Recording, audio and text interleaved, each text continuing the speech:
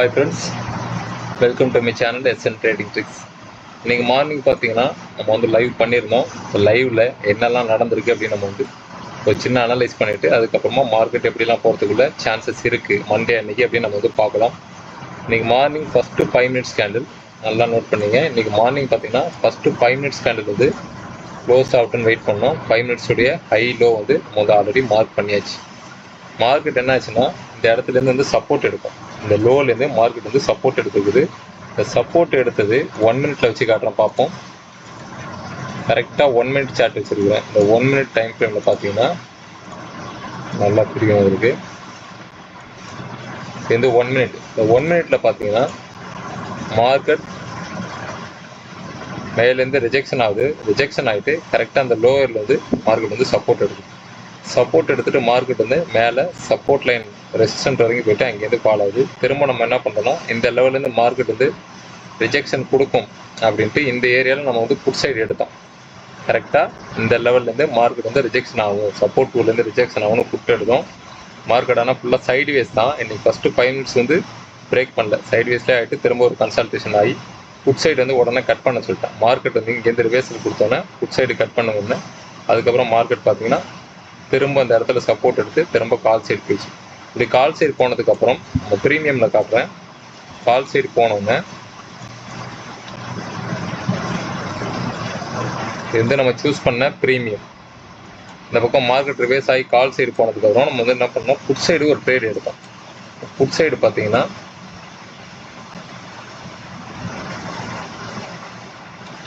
இந்த put side நம்ம trade எடுத்தோம். இந்த புட் சைடு ட்ரேடில் மார்க்கெட்டு கரெக்டாக இந்த ஏரியாவில் நம்ம பார்த்தீங்கன்னா 107, 97, 98 இந்த இடத்துல வந்து நம்ம வந்து என்ட்ரி எடுத்தோம். 107 எடுத்தோம். அப்புறம் 107 மார்க்கெட் மேலே போகிற மாதிரி போயிட்டு அங்கேருந்து ரிவேர்சல் கொடுத்தது. ரிவேர்சல் கொடுத்தோன்னே 98 வந்து ஆவரேஜ் பண்ணியிருக்கோம். 98 ஆவரேஜ் பண்ணிட்டு மார்க்கெட் அதையும் தாண்டி கீழே வந்தோன்னே 85 என்னோட எஸ்எல்ல வெயிட் பண்ணேன். எஸ்எல் ட்ரிகர் ஆகல. அதுக்கப்புறம் மார்க்கெட் இங்கேருந்து பார்த்தீங்கன்னா கரெக்டாக நான் போட்டுக்கிற ரெசிஸ்டன்ட் ரேஞ்சு 114 சொன்ன ஃபஸ்ட்டு, செகண்ட் வந்து 125 இது வரைக்கும் போகும்னு சொல்லியிருந்தேன். மார்க்கெட் இந்த லோ ரேஞ்சுக்கு கீழே வரல.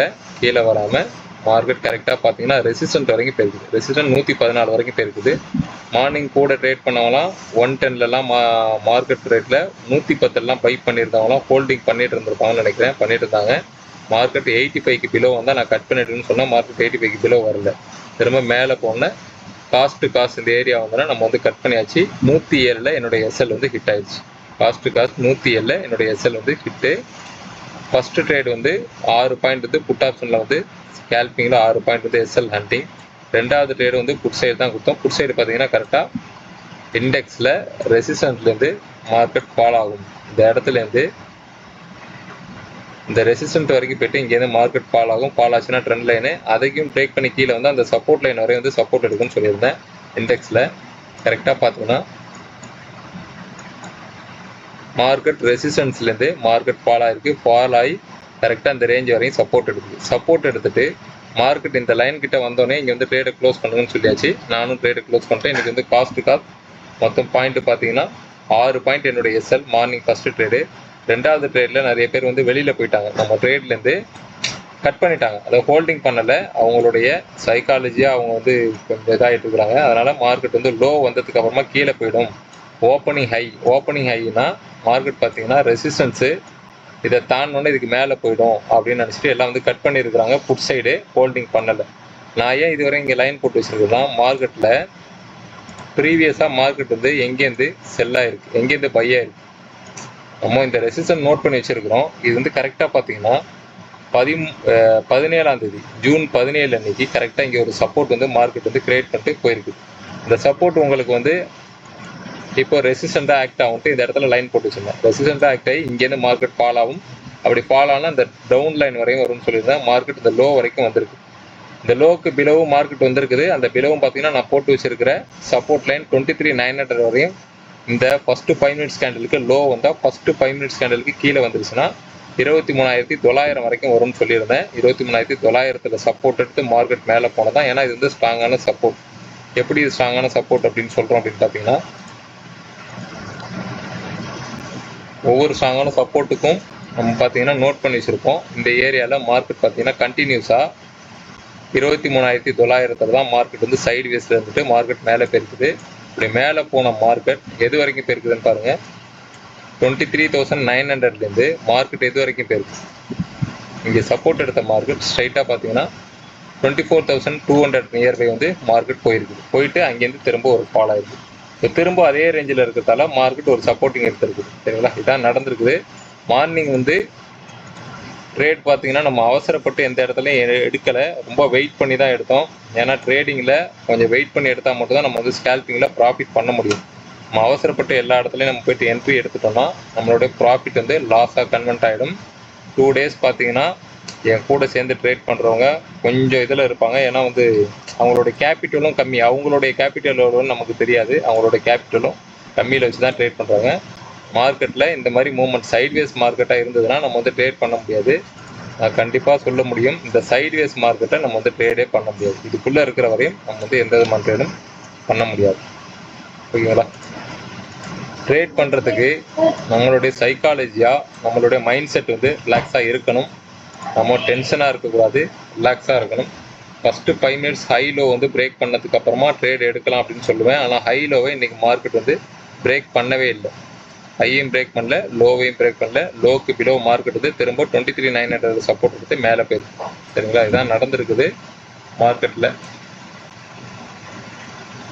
இப்போ நம்ம மண்டே எப்படி போகுது அப்படின்னு பார்க்கலாம். மண்டே அன்னைக்கு மார்க்கெட்டில் டைரக்ஷன்லாம் எப்படி போகுதுன்னு ஒரு சின்ன அனலைஸ் பண்ணலாம். அதுக்கு முன்னாடி நம்ம சேனலில் சப்ஸ்கிரைப் பண்ணாதவங்க சப்ஸ்கிரைப் பண்ணுங்கள், லைக் பண்ணுங்கள், ஷேர் பண்ணுங்கள். டெய்லி மார்னிங் 9:15 to 10:15 லைவில் இருப்பேன்.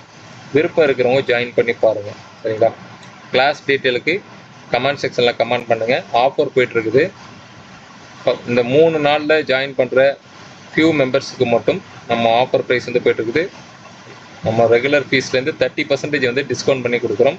இந்த 3 நாளில் ஜாயின் பண்ணுற ஃபஸ்ட்டு ஃபியூ ஸ்டூடெண்ட்ஸுக்கு மட்டும்தான் அந்த ஆஃபரு.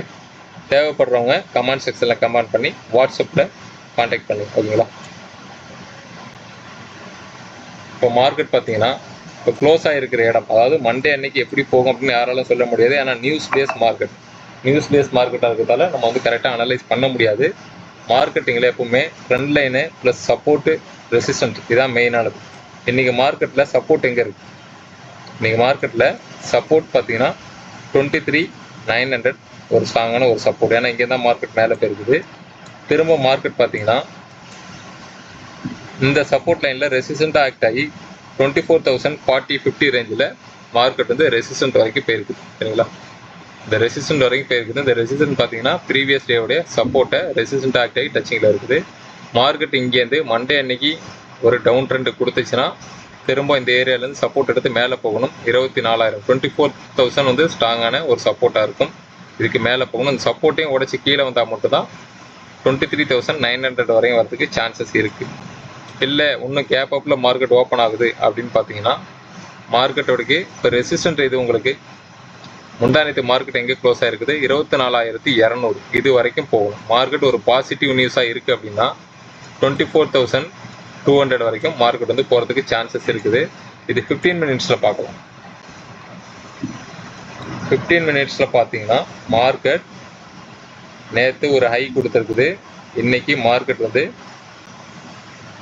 பிரேக் டவுனில் ஓப்பன் ஆகிட்டு ஃபுல்லாக கன்சல்டேஷன்லேயே இருந்தது. திரும்ப 23,900 சப்போர்ட் எடுத்தது. இந்த சப்போர்ட் கண்டினியூ ஆச்சுன்னா ரெசிஸ்டன்ட் 24,073 வரைக்கும் போகணும்.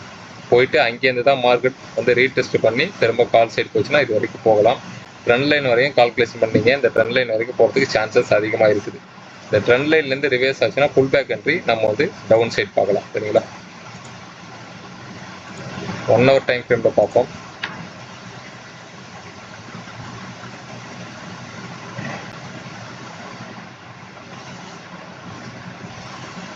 இந்த 1 hour டைம் ஃப்ரேமில் நான் போட்டு வச்ச ட்ரெண்ட் லைன், இது வந்து 1 hour டைம் ஃப்ரேமில் நான் போட்டு வச்ச ட்ரெண்ட் லைன். கரெக்டாக பார்த்தீங்கன்னா மார்க்கெட் இந்த ட்ரெண்ட் லைன் பிரேக் கொடுக்குற மாதிரி கொடுத்துட்டு திரும்ப இன்சைடாக இன்றைக்கி வந்து ஓப்பன் ஆகிருக்குது. திரும்ப இன்றைக்கி இன்சைடாக ஓப்பன் ஆகிட்டு இந்த ரெசிஸ்டண்ட்டை பிரேக் கொடுக்கல, இதுக்கு மேலே போகலை. 24,040 அப்போ வந்து ஸ்ட்ராங்காக மார்க்கெட் இதுக்கு மேலே போச்சு அப்படின்னா 24,200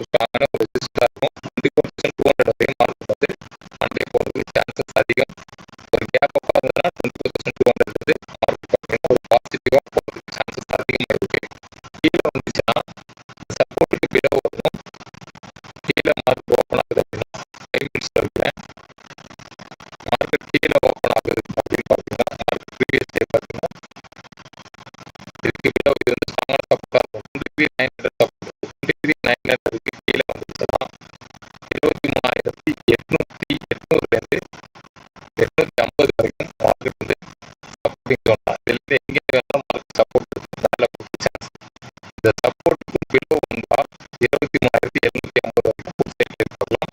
அதுக்கும் பிலோ வந்துச்சு அப்படின்னா 23,640 வரைக்கும் வந்து புட் சைட் வந்ததுன்னா ஒவ்வொரு சப்போர்ட்டிங் கணக்கு பண்ணி 23,850 அதுக்கும் பிலோ வந்துருச்சு அப்படின்னா 23,750 அதுக்கும் பிலோ தான் 23,655 வரைக்கும் புட் சைட் வரதுக்கு சான்சஸ் இருக்கு.